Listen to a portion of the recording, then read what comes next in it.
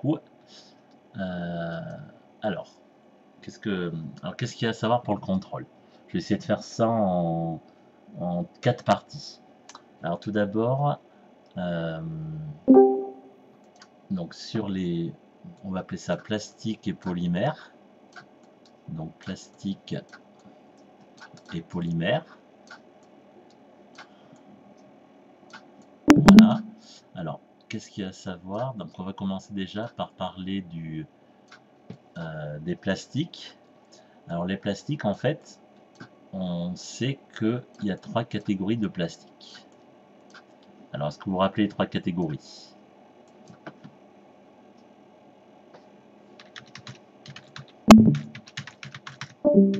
Thermoplastique, ça va toujours. Donc les thermoplastiques, alors qu'est-ce que vous pouvez dire sur les thermoplastiques? Donc je sais pas, vous pouvez parler hein, si vous voulez. Donc je sais pas, allez-y, si s'il y en a qui veulent. Alors il y a thermodurcissable, oui, et alors amorphe, non. Enfin, les thermodurcissables sont pas amorphes. Donc déjà, les thermoplastiques, il y a 3 catégories. La première, c'est que il y a des amorphes. Donc il y a des amorphes. Ensuite, il y a des semi-cristallins. Et il y a très peu de cristallins, mais c'est surtout des semi-cristallins et des amorphes. Alors en gros, qu'est-ce que ça veut dire? Donc ça veut dire que semi-cristallin, voilà, ça se présente un peu comme ça. C'est une partie un petit peu désordonnée et une partie plus ordonnée, comme ceci. Voilà, donc là on a une partie ordonnée, une partie désordonnée. Donc en gros, c'est des grandes chaînes, c'est des macromolécules qui sont agencées d'une certaine façon. Donc là, on va avoir ce qu'on appelle des semi-cristallins. Et là, si je vous fais ça par exemple, là je vais avoir ce qu'on appelle des thermoplastiques amorphes. Donc on avait dit que les semi-cristallins, comme ils sont très rapprochés, ils laissent passer très peu la lumière, ici, et là ils laissent passer de la lumière. Donc en fait, ils vont être plutôt translucides, voire, voilà, voire presque opaques. Alors que les amorphes, comme la lumière peut passer à travers, eux, ils seront plutôt transparents. Alors qu'est-ce qu'il y a à savoir sur les thermoplastiques? Ben, vu que les grandes chaînes sont libres de bouger les unes par rapport aux autres, ça veut simplement dire que le polymère ou le plastique, il va pouvoir fondre. Et s'il fond, eh ben, on va pouvoir le remouler, le reformer. Et donc, on va pouvoir avoir toutes les formes de plastique qu'on va désirer. Donc, ça veut dire qu'on va pouvoir passer de l'état solide à l'état liquide de manière réversible. Est-ce que c'est bon pour tout le monde? Est-ce que le thermoplastique, tout le monde a bien compris? Oui, c'est tout bon? Voilà. Alors ensuite, Émilie, oui. Si vous n'avez pas de micro, vous pouvez écrire sur le chat, hein, je regarderai en même temps.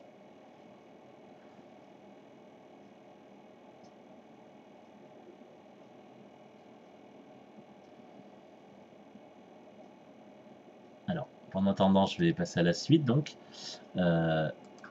autre type de plastique, on va avoir les thermodurcissables. Alors, thermodurcissables, alors qu'est-ce que ça veut dire? Alors, les thermodurcissables, en fait, qu'est-ce que c'est? Ça représente des chaînes de polymères, comme ceci, qui sont liées entre elles par ce qu'on appelle des réticulations. Donc ça fait des ponts. Les ponts entre les chaînes, on appelle ça des réticulations. C'est-à-dire qu'en fait, c'est des chaînes, comment dire, c'est des liaisons covalentes, on avait dit. Et ces liaisons covalentes, elles permettent de lier les chaînes entre elles. Ça fait en fait un réseau en 3 dimensions. Alors tout à l'heure, on avait dit que certaines chaînes pouvaient être plus ou moins liées ici. En particulier ici, là on avait dit que c'était plutôt des liaisons intermoléculaires. Vous vous rappelez, on avait vu ça hier, des liaisons hydrogènes, on avait appelé ça. Des liaisons hydrogènes, c'est en fait, c'est des liaisons entre un atome plutôt chargé plus et un atome plutôt chargé moins. Par exemple, il y avait l'hydrogène et on avait l'oxygène en face. L'oxygène était plutôt moins, l'hydrogène était plutôt plus. Donc en fait, là c'était plutôt des attractions, on avait dit. Le moins était attiré par le plus. Mais ce n'est pas des liaisons très très fortes, ces liaisons intermoléculaires. Alors que là, on a vraiment des liaisons covalentes. Donc les liaisons covalentes, c'est vraiment des liaisons très fortes. Ce qui fait que du coup le thermodurcissable, ben, il va résister à des fortes températures, il va pas fondre en fait. Mais au bout d'un certain temps, ben, ce qui va se passer, c'est que les liaisons ici, là, les ponts, ils vont petit à petit se casser. Et quand ils vont se casser, ça va carrément détruire le plastique. Et là, ça sera irréversible. Donc voilà la différence entre thermoplastique et thermodurcissable. Voilà. C'est bon pour les deux premiers? Donc voilà ce qu'il y a à savoir sur thermoplastique et thermodurcissable. Et enfin, je vous avais dit, il reste une troisième catégorie. La troisième catégorie de plastique, c'est ce qu'on appellera les élastomères. Alors ça peut marcher. Donc voilà. Donc ça s'appellera des élastomères. Je vais l'écrire comme ça. Alors c'est quoi des élastomères? Ben, le plus connu, c'est le caoutchouc. Donc le caoutchouc, c'est un élastomère, c'est-à-dire qu'en fait, les élastomères, c'est des grandes chaînes comme ça, mais qui sont liées par aussi des ponts, mais comment dire, très peu. Ça veut dire que l'élastomère, il va plus ou moins s'éloigner. Enfin, lorsqu'on va l'étirer, il va changer de forme, mais vu qu'il y a des petits ponts ici à certains endroits, ben, en fait, lorsque le polymère va s'étirer, ben, à cause de ces petits ponts, il va reprendre sa forme initiale. Voilà. Donc c'est ça un élastomère. Donc par contre, ça, si on les chauffe, si on les brûle, hein, bien sûr, les élastomères, ben, ils vont se dégrader, hein, parce que forcément, on va casser ces liaisons. Hein. Donc quand vous faites brûler des pneus, vous avez vu, hein, ça se dégrade. Donc voilà. Donc voilà en gros les trois types de plastique. Ensuite, on sait que les plastiques sont caractérisés par une température de transition vitreuse. Alors, qu'est-ce que c'est que la température de transition vitreuse? C'est la température pour laquelle, si on est en dessous, on a un solide cassant. Si on est au-dessus, on n'a pas de liquide. Hein. Si on est au-dessus, on a ce qu'on appelle une matière plutôt visqueuse. On va dire c'est plutôt un liquide, mais pas vraiment un liquide. Hein. C'est vraiment un liquide visqueux. Voilà. Donc ça, c'est la température qui fait basculer, soit d'un solide, soit comme du miel un peu. Voilà.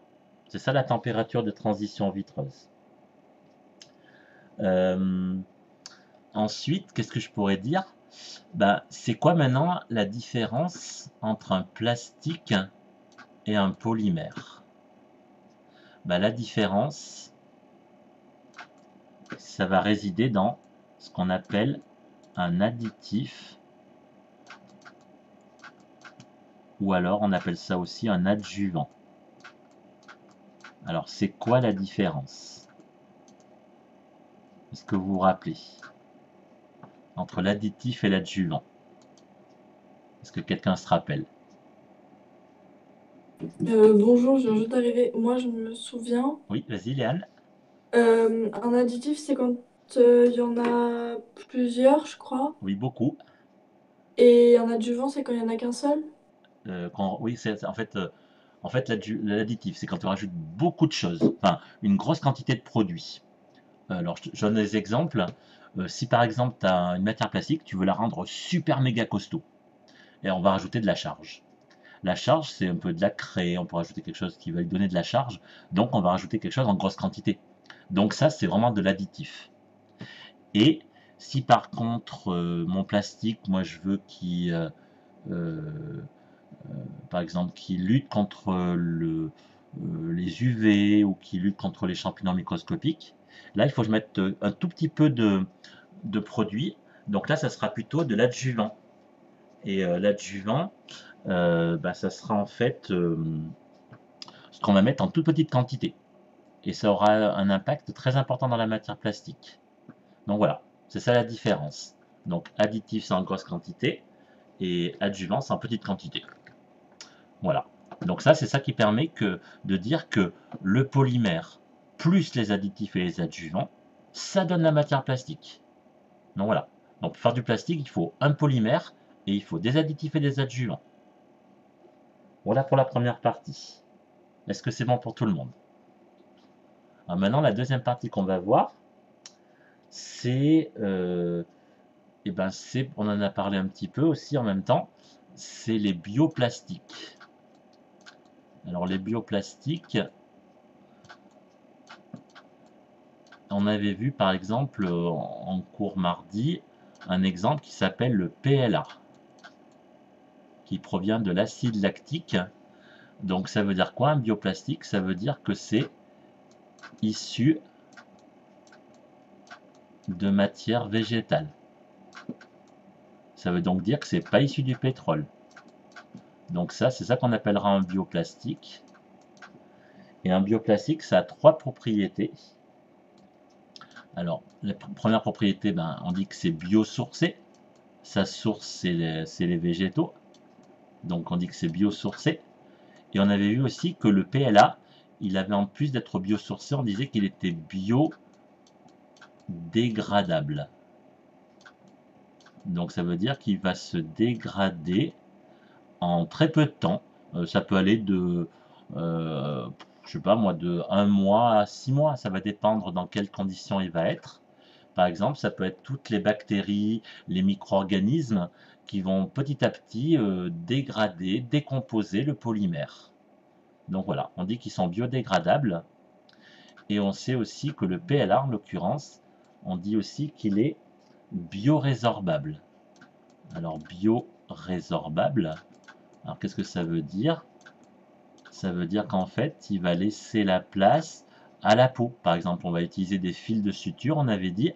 Et ces fils de suture, lorsque la peau va se former, le fil va petit à petit se désagréger au fur et à mesure que la peau se forme.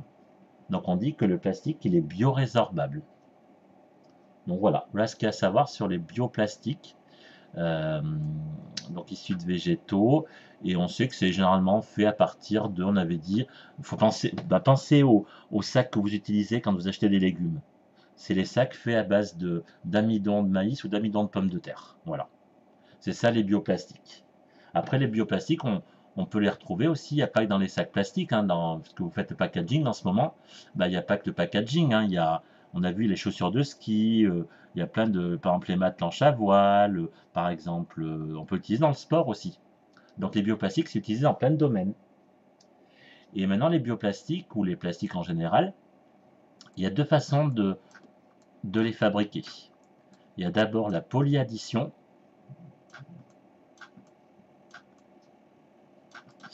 Et ensuite, il y aura ce qu'on verra après, la polycondensation.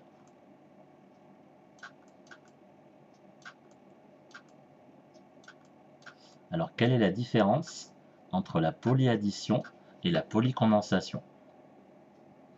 Est-ce que quelqu'un se rappelle?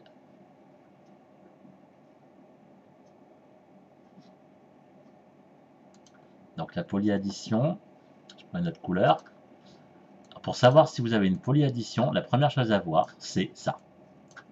Est-ce que votre monomère possède une double liaison carbone-carbone?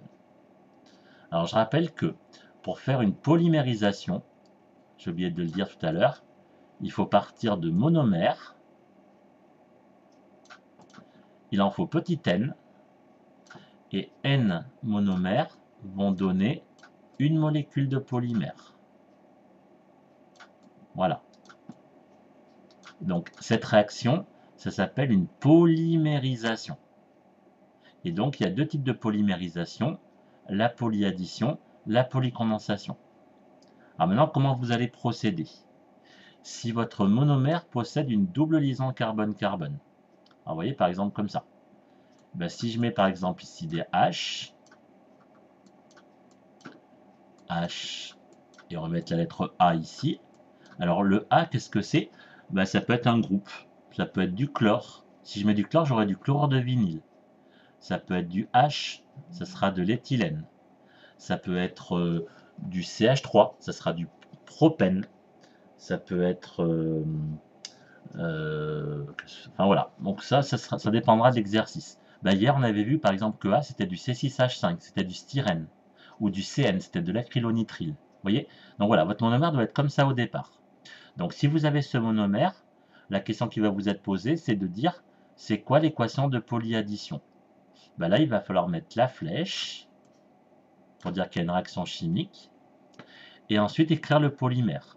Pour écrire le polymère, on a dit, il faut que la double liaison s'ouvre. Donc si la double liaison s'ouvre, ben, il ne reste plus qu'une seule liaison entre les deux carbones. Alors après, il faut regarder. Le premier carbone, il a quoi comme atome? Ben, il a du H et du H. Ben voilà. Ben, on va mettre un H ici, et on va mettre un H ici. Et puis le deuxième carbone, il a un atome d'hydrogène et un groupe A.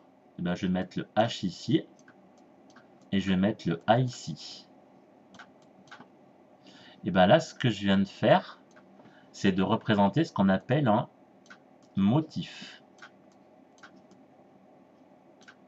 Et maintenant, si je veux écrire le polymère, il faut que je dise que ce motif, il se répète. C'est ça mon polymère. C'est la succession des motifs. Je rappelle qu'un polymère, c'est une macromolécule.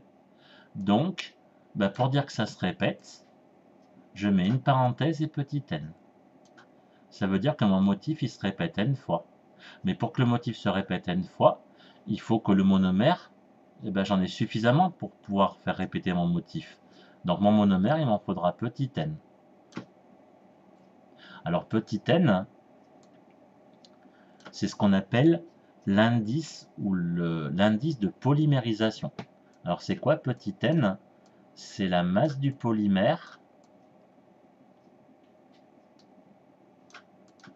divisée par la masse du motif.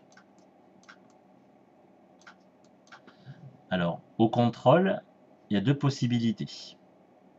Soit on vous donne petit n, il faut trouver la masse du polymère. Soit on vous donne la masse du polymère, il faut trouver petit n. Vous voyez? Alors ça veut dire que la masse du motif, il faut que vous la calculiez. Alors par exemple, ça voudra dire quoi? Ça voudra dire que la masse du motif, eh ben, c'est égal à la masse de tous les atomes qu'il y a dans la parenthèse. Là par exemple, moi, je vois il y a 2 carbones, ben, ça fera 2 fois la masse du carbone, plus 3 fois la masse de l'hydrogène, plus ben, la masse de A. Voilà, masse du produit A. Donc ça sera à calculer.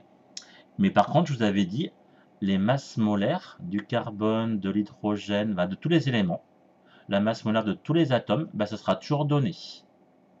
Ce sera à vous de bien savoir calculer la masse du motif. Et après, la masse molaire, je rappelle, ça se mesure en grammes par mol. Et donc, le polymère, lui aussi, doit être en grammes par mol aussi. Alors souvent, des fois, c'est donné en kilogrammes par mol. Donc, qu'est-ce qu'il faudra faire? Si vous avez des kilogrammes par mol, et là, vous divisez par des grammes par mol. Qu'est-ce qu'il va falloir faire alors? Ben, il faudra transformer les kilogrammes en grammes. Bien penser à ça. Hein. Si vous avez 10 kg par mol, ça fera 10 000 grammes par mol pour le polymère. Donc comme ça, vous avez la masse du polymère divisée par la masse du motif. Et ça fait le nombre de motifs. Voilà, petit n. Alors pour la polyaddition, qu'est-ce qu'il y a à retenir? La polyaddition, pour moi, ça veut dire pas de perte de matière. Voilà. Pour moi, c'est ça que ça veut dire. Pas de perte de matière en polyaddition. Voilà. Est-ce que c'est bon pour la polyaddition? Est-ce que tout le monde est OK? Oui, non, je sais pas. Oui, oui. Oui, c'est tout bon. Alors, il me reste plus qu'à voir maintenant la polycondensation. Et ensuite, on aura pratiquement tout vu. Voilà, vous voyez, donc voilà ce qu'il y aura dans le contrôle. Alors, la polycondensation, c'est, on va dire, la partie un peu plus difficile du cours.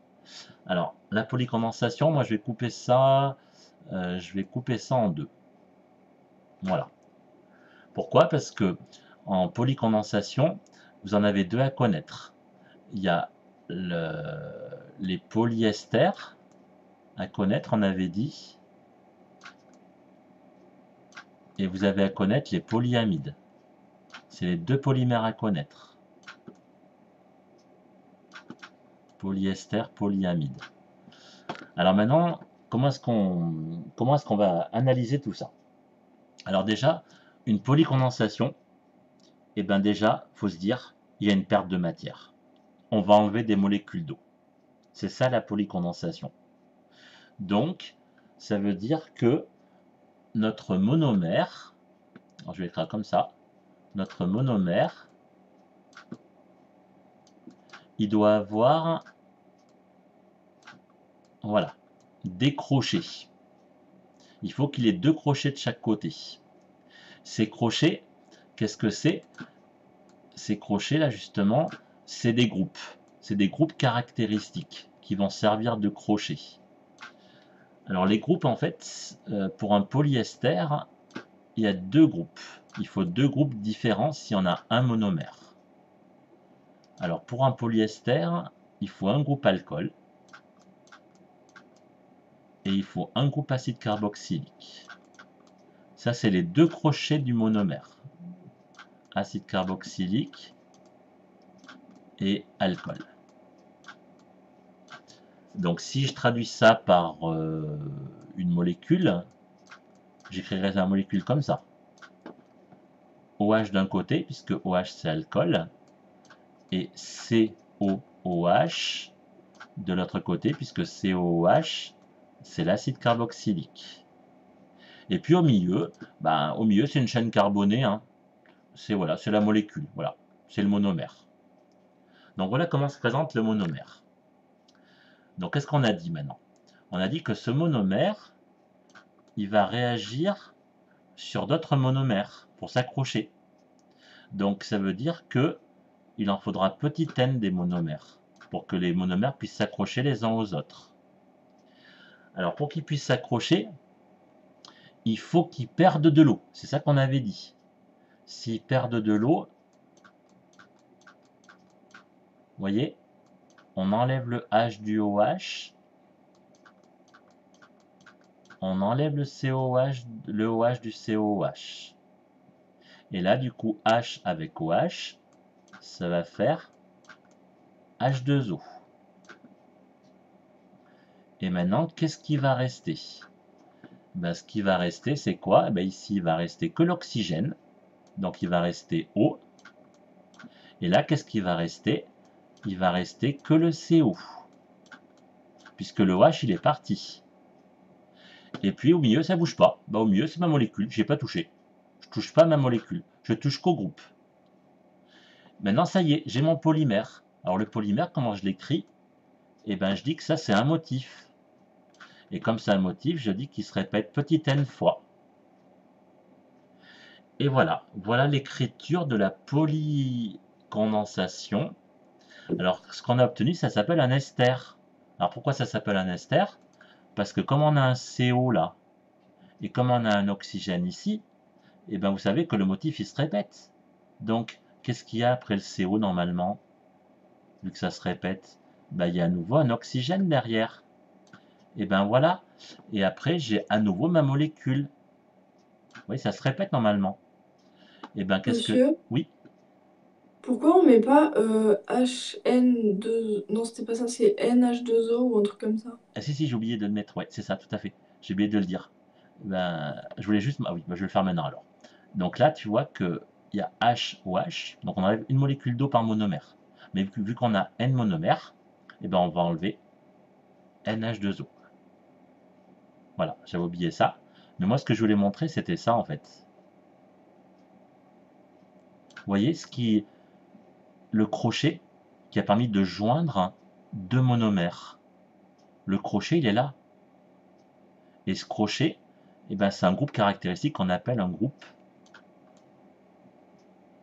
ester. Voilà, c'est comme ça qu'on va faire des polyesters. Parce que dans un motif, il y a un groupe ester. Donc ça veut dire que dans plusieurs motifs, il y aura plusieurs esters. Donc ça fera des polyesters. Est-ce que ça va pour ça?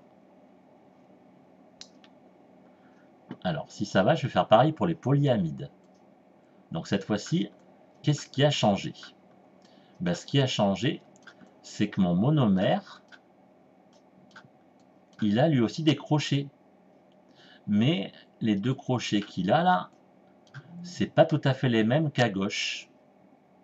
Alors, c'est-à-dire comment est-ce que je vais dessiner mes crochets? Donc ça, c'est ma molécule, hein.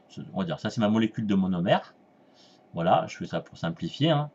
Parce que pourquoi je fais ça? Parce que j'y toucherai jamais. Je toucherai jamais à ma molécule. Je vais juste toucher au crochet. Alors dans un polyamide, eh ben, il y a deux groupes.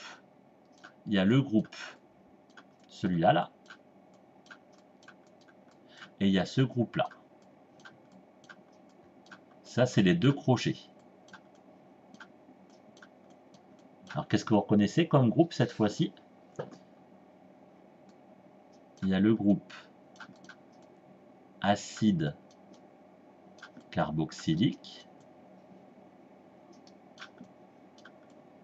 Et comment il s'appelle celui-là? Amide? Ah non, pas tout à fait. Amineux. Bah, C'est c'est ce une... qu'on a dit. Ah, j'avais entendu amideux, moi, c'est pour ça. Non, amine, voilà, c'est ça. Et alors, du coup, eh ben, si on veut faire une polycondensation, ben, comme tout à l'heure, il en faudra petit n, n monomères. Et donc, on a dit qu'on va à nouveau enlever de l'eau. Alors, il faut bien regarder. Où est-ce qu'on enlève le H? Où est-ce qu'on enlève le OH? Et bien, le H, on va l'enlever à NH2. Et le OH, on va l'enlever à... Vous voyez, le OH, on enlève toujours un COH, en fait. Voilà, vous pouvez vous rappeler de ça aussi. On enlève toujours le OH du COH, et on enlève toujours un H de l'autre côté. Là, c'est pareil. On enlève toujours le OH du COH, et on enlève toujours le H de l'autre côté. Vous voyez, vous pouvez raisonner comme ça, si vous voulez. Et comme ça, on libère de l'eau. Et comme on a N molécules, eh ben, on va libérer N molécules d'eau.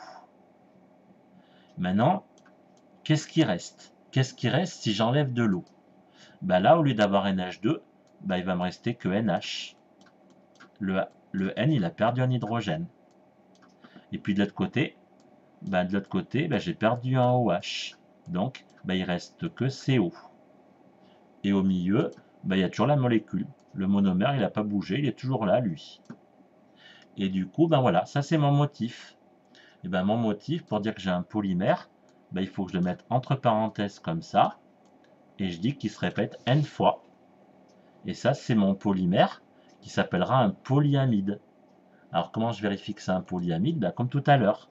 Vu que j'ai un motif, ben, mon motif il se répète. Donc s'il se répète, moi je le retrouve ici. Et là, eh ben, qu'est-ce que je vois? Je vois que j'ai le groupe amide. Voilà, donc j'ai bien formé un polyamide. Est-ce que ça va pour ça? Donc ça, ce qu'on a fait, là, ce que je viens de vous montrer, c'est lorsque j'ai que un monomère qui donne un polymère plus de l'eau. Donc ça, c'est bien une polycondensation. Maintenant, qu'est-ce que vous pouvez avoir? Ce que vous pouvez avoir maintenant, c'est ça. C'est, voilà, vous avez ça maintenant. Vous avez ceci. Et vous avez, voilà, vous avez ça d'abord,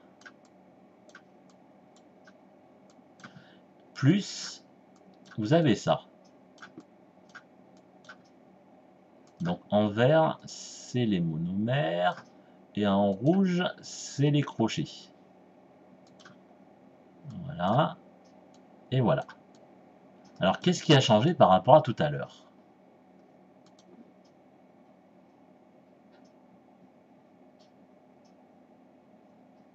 Qu'est-ce qui a changé par rapport à la diapo précédente?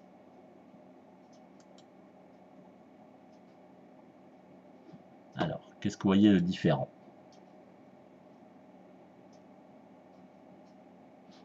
Vous voyez pas?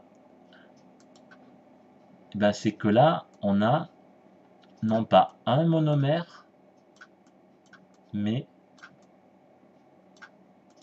deux monomères. Vous voyez? Il y a deux monomères différents. Monomère 1, monomère 2. Et nous, ce qu'on veut faire, c'est les accrocher, les alterner en fait.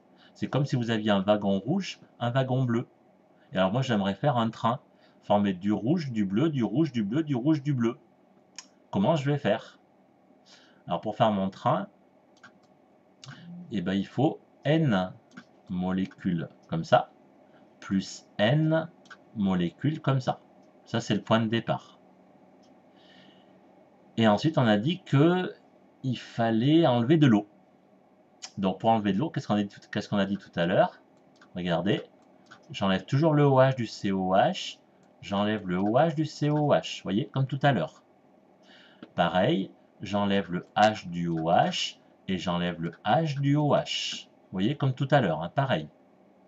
Ce qui fait que j'enlève combien de molécules d'eau? Parce que H avec OH, ça va faire au final 2 molécules d'eau que j'enlève. Donc j'enlève 2 molécules d'eau. Mais attention, il y en a petit n des molécules. Donc ça veut dire que j'enlève 2NH2O. Donc ça veut donc dire que quand il y a un monomère, j'enlève N molécules d'eau. Quand il y a deux monomères, j'enlève 2NH2O. D'accord? Alors maintenant, qu'est-ce qui me reste? Alors maintenant, je vais marquer tout ce qui me reste. Alors qu'est-ce qui me reste? Il me reste CO ici. CO. Il me reste CO ici. Il me reste ma molécule, elle n'a pas bougé. Voilà. Ensuite, il me reste l'oxygène là qui est tout seul. Vous voyez, l'oxygène qui est tout seul. Et l'oxygène qui est tout seul ici aussi. Et entre les deux, j'ai le deuxième monomère. Voilà. Donc qu'est-ce que je fais du coup? Qu'est-ce qu'ils vont faire les deux monomères? Eh bien, ils vont venir s'accrocher comme ça. Ils vont venir s'accrocher, le CO là va s'accrocher à l'oxygène. Ils vont venir s'accrocher ici les deux. Et voilà. Voilà mon motif. Donc si j'ai un motif, qu'est-ce que je fais? Je mets ma parenthèse, petit n fois. Vous voyez? Et là, qu'est-ce que j'observe? J'observe le fameux groupe ester. Et comme il se répète n fois, j'ai bien formé un polyester. Vous voyez ce que ça donne avec deux monomères? Alors ce que je vais vous faire maintenant, regardez. Je vais faire l'inverse. Cette fois-ci, je vous mets un monomère, je vous mets plutôt un polymère. Je vous mets ce polymère-là.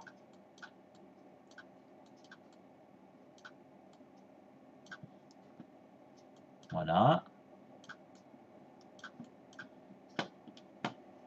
Voilà.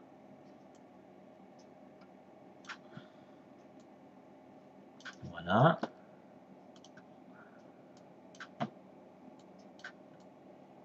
Voilà. Voilà votre nouveau polymère. Alors ce nouveau polymère, est-ce que quelqu'un peut me dire à quelle famille il appartient? Est-ce que quelqu'un peut me dire ça? Polyamide ou polyester?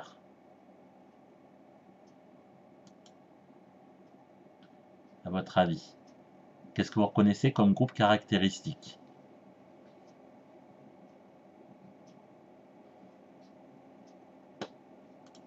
Alors, est-ce que quelqu'un peut me parler? Je me sens un peu seul, la personne répond. Par exemple, Axel, qu'est-ce que tu pourrais me dire?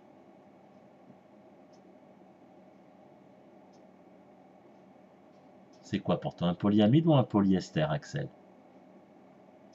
Ouais, c'est ça. Est-ce que, Axel, est-ce que tu arrives à repérer le groupe amide dans la molécule que je viens de te dessiner?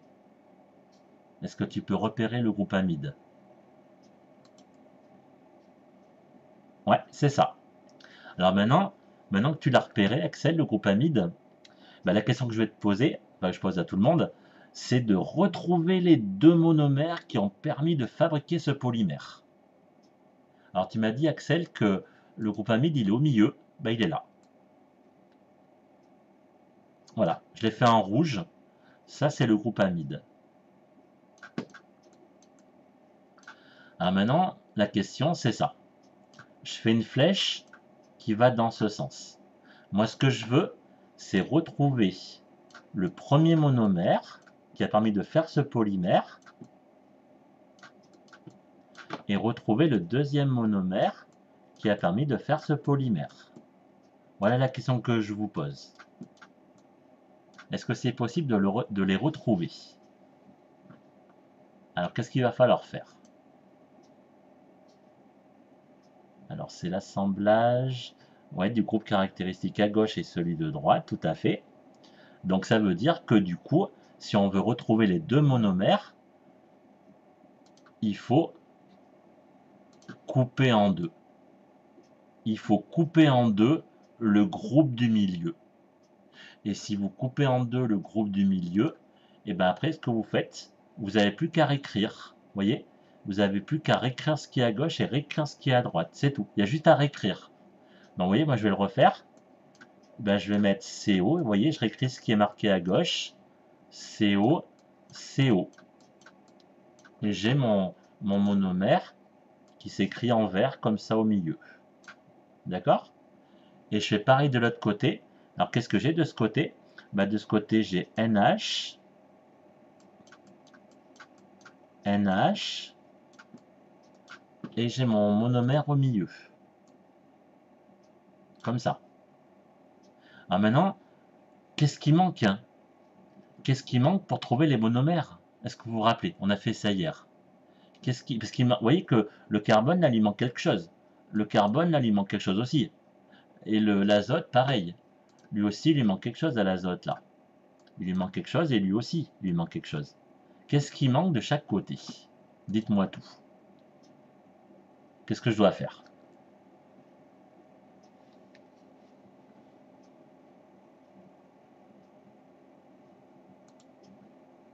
Et bien, en fait, ce que je dois faire, c'est l'inverse du dessus. Vous voyez, au-dessus, j'ai enlevé de l'eau. J'ai enlevé du OH et du H, là.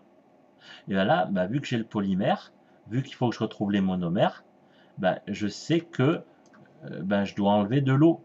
Donc si j'enlève de l'eau, il faut que j'en remette au début. Alors qu'est-ce qu'on raccroche toujours à CO, on a dit tout à l'heure? Et bien on met toujours du OH. Donc on va mettre 2 OH ici. Et là, qu'est-ce que vous reconnaissez? Et bien on reconnaît les groupes acides carboxyliques. Et alors qu'est-ce qu'on reconnaît à droite, hein? Qu'est-ce qu'il faut que je rajoute ici? Ici, il faut que je rajoute un hydrogène. Et ici, je rajoute un hydrogène. Et là, qu'est-ce qu'on reconnaît? On reconnaît les fameux groupes amines. Donc, ça veut dire que N monomère 1 plus N monomère 2 va donner ce polyamide. Mais on a dit que là, moi, j'ai rajouté finalement 2 molécules d'eau. Donc, si je veux former le polymère, il faut que j'enlève 2 molécules d'eau. Mais comme on a N monomères, je vais former 2 NH2O. Voilà. Vous voyez, donc ça veut dire que quand on a 2 monomères, on libère 2 NH2O et on forme le polymère. Donc le polymère, ça peut être soit un polyester, soit un polyamide. Voilà. Donc on ajoute de l'eau avec un H et du OH, tout à fait, voilà, c'est ça. Voilà, c'est ça Axel. Donc il faut bien...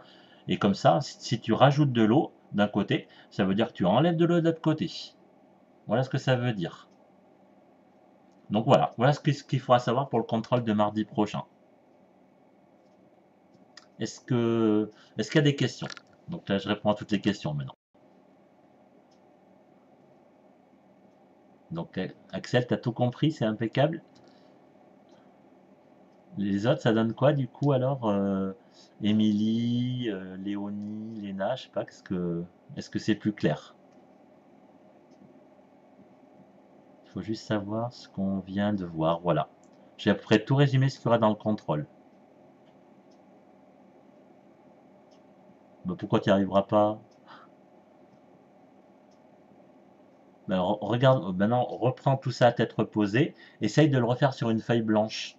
Sans, tu vois, pour voir si tu as bien compris, Axel. Comme ça, en refaisant une deuxième fois sur une feuille blanche, comme ça, tu verras la méthode.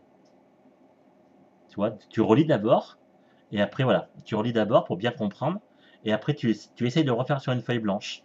Et comme ça, le jour du contrôle, tu auras juste à refaire la même chose. Voilà.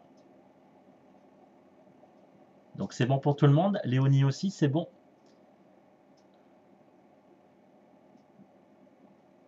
Bon, ben voilà. Ben, j'arrête là, du coup.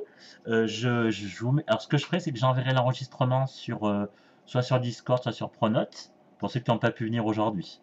Comme ça, ils auront l'enregistrement de la vidéo. Voilà. Ben, je vous souhaite une bonne après-midi, du coup. Au revoir.